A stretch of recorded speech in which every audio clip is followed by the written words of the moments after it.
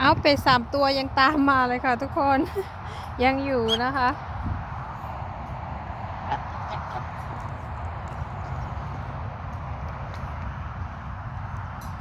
Hi อ้าวทำไมกินอย่างนั้นล่ะ กินไม่ได้นะจ๊ะ You will hurt your teeth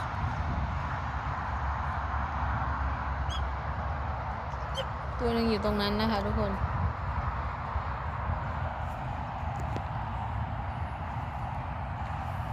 เป็ดนะจ๊ะ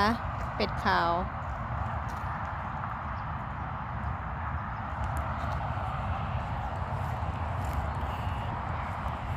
ไปค่ะน้องเป็ดตามกันไปนะคะ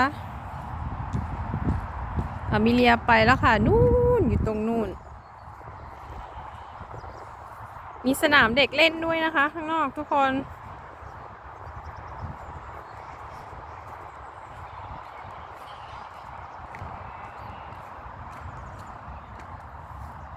มีแกะน้อยด้วยค่ะ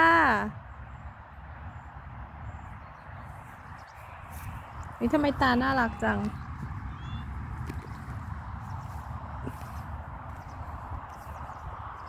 ที่นี่เขาก็จะมีมาร์กนะคะเป็นแท็กนะคะติดไว้ตรงหูนะคะ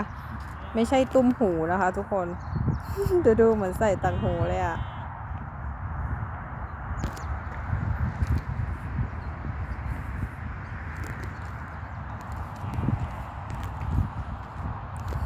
ของเล่นเยอะแยะนะคะทุกคนฝนกำลังตกลงมานะคะ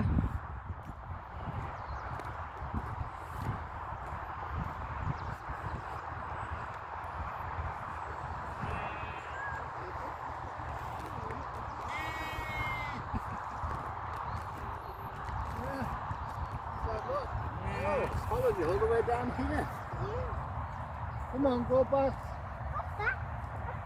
แกะนะคะทุกคนมีหลายสีนะคะ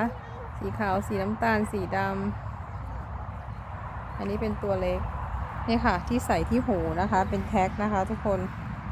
เหมือนใส่ตุ้มหูเลยอะ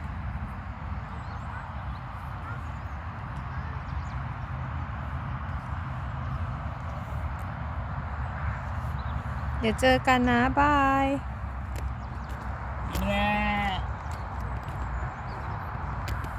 นี่ตัวสีนี้มาแล้วนะคะหนวดยาวมากเลยค่ะ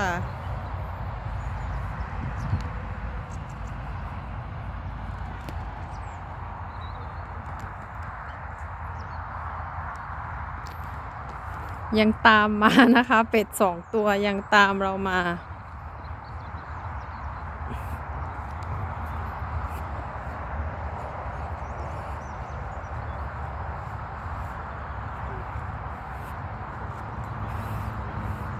ฟาร์มที่นี่แบบเลี้ยงสัตว์แบบอิสระมากนะคะทุกคนเวลาเราซื้อที่เกียจมาเราก็จะเดินเข้ามาได้สัมผัสได้ดูสัตว์ใกล้ๆแบบนี้เลยนะคะ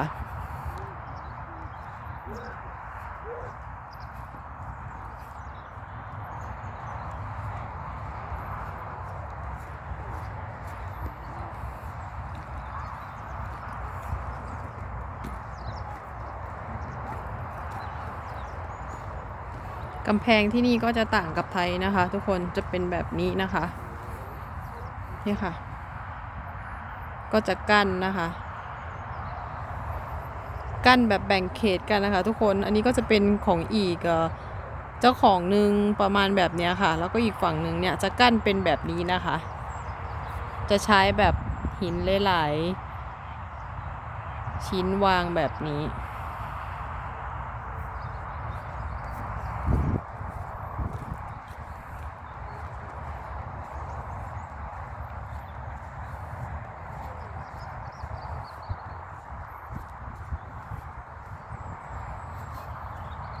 เดี๋ยวเราก็จะกลับกันแล้วนะคะทุกคน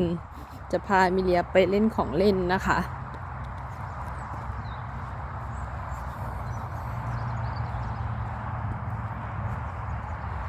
ขอบคุณทุกคนที่กดติดตามนะคะ Thank you for watching please subscribe ฝากกดติดตามด้วยนะคะทุกคนวันนี้ไปแล้วค่ะบาย